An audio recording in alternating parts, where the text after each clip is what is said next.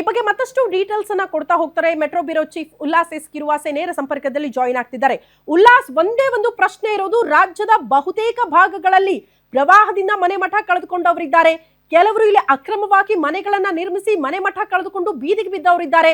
ಆ ಲೆಕ್ಕ ಇಲ್ಲಿ ತನಕ ಕೂಡ ಡಿಸಿಎಂಗೆ ಗೊತ್ತಿರಲಿಲ್ಲ ಅಂತ ಅನ್ಕೊಳ್ತೀನಿ. ಬಟ್ ಕೋಗಿಲು ಕ್ರಾಸ್ ನ ಲೆಕ್ಕ ಅಚ್ಚುಕಟ್ಟಾಗಿ ಹೇಳ್ತಾರೆ ಸಿಎಂ ಮತ್ತು ಡಿಸಿಎಂ. ಅವ್ರಿಗೆ ಸಂತ್ರಸ್ತರಿಗೆ ಮನೆ ಕೊಡ್ತೀವಿ ಅಂತ. ಅವ್ರಿಗೂ ನ್ಯಾಯ ಇವ್ರಿಗೂ ನ್ಯಾಯ ಯಾಕೆ ಅನ್ನೋದು ಪ್ರಶ್ನೆ ಆಗ್ತಾ ಇದೆ.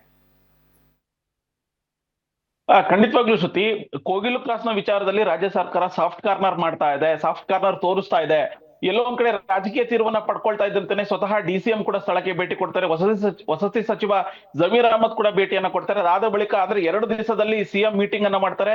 ಜನವರಿ 1ನೇ ತಾರೀಕು ಅಂದ್ರೆ ನಾಳೆ, ಅಂದ್ರೆ 3 ದಿವಸ ಗ್ಯಾಪ್ ಅಲ್ಲೇನೆ ನಾವು ನಿವೇಶನಗಳನ್ನ ಕೊಡ್ತೀವಿ ಅನ್ನುವಂತ ಒಂದು ನೀತಿಯನ್ನ ತೋರಿಸುವಂತಹ ಸಿಎಂ ಈ ಹಿಂದೆ ಕಳೆದ ಜನವರಿಯಿಂದನೂ ಕೂಡ ರಾಜ್ಯದ ಬೇರೆ ಬೇರೆ ಭಾಗಗಳಲ್ಲೂ ಕೂಡ ಅನಧಿಕೃತವಾಗಿ ಸರ್ಕಾರಿ ಜಾಗಗಳನ್ನು ಒತ್ತುವರಿ ಮಾಡ್ಕೊಂಡು ಮನೆ ಕಟ್ಟಿದ್ದಾರೆ ಅನ್ನುವಂಥದ್ದು ಒಂದು ಭಾಗ. ಆದ್ರೆ ಕಳೆದ 1 ವರ್ಷದಲ್ಲಿ ಬೆಂಗಳೂರಿನಲ್ಲೇನೆ ಸುಮಾರು 400ಕ್ಕೂ ಹೆಚ್ಚು ಮನೆಗಳನ್ನ ತೆರವು ಮಾಡುವಂತ ಕೆಲಸವನ್ನ ಜಿಬಿಐ ಆಗಿರ್ಬೋದು, ಕಂದಾಯ ಇಲಾಖೆ ಅಧಿಕಾರಿಗಳ ಜೊತೆಗೆ ಬಿಡಿಎನು ಕೂಡ ಮಾಡಿದೆ.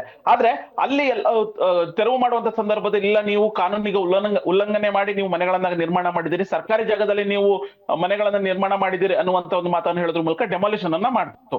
ಓಕೆ, ರಾಜ್ಯ ಸರ್ಕಾರ ಸರ್ಕಾರಿ ಜಾಗವನ್ನು ಒತ್ತುವರಿ ಮಾಡ್ಕೊಂಡವರಿಗೆ ಬಿಸಿ ಮುಟ್ಟಿಸ್ತಾ ಇದೆ ಅನ್ನುವಂತಹ ಒಂದು ನಿರೀಕ್ಷೆ ಮತ್ತು ಒಂದು ಸಮಾಧಾನ ಇದ್ರೆ, ಈಗ ಕೋಗಿಲು ಕ್ರಾಸ್ ನಲ್ಲಿ ಕೂಡ ಅದೇ ರೀತಿಯಾಗಿ ಡೆಮಾಲಿಷನ್ ಮಾಡುವಂತ ಕೆಲಸವನ್ನ ಮಾಡ್ತು. ಆದ್ರೆ ಅಲ್ಲಿ ಕೇವಲ ಒಂದು ಸಮುದಾಯದನ್ನ ಓಲೈಕೆ ಮಾಡ್ಲಿಕ್ಕೆ ನಿವೇಶನಗಳನ್ನ ತರಾತುರಿಯಲ್ಲಿ ಕೊಡುವಂತ ಕೆಲಸವನ್ನ ರಾಜ್ಯ ಸರ್ಕಾರ ತೀರ್ಮಾನ ಮಾಡಿದೆ.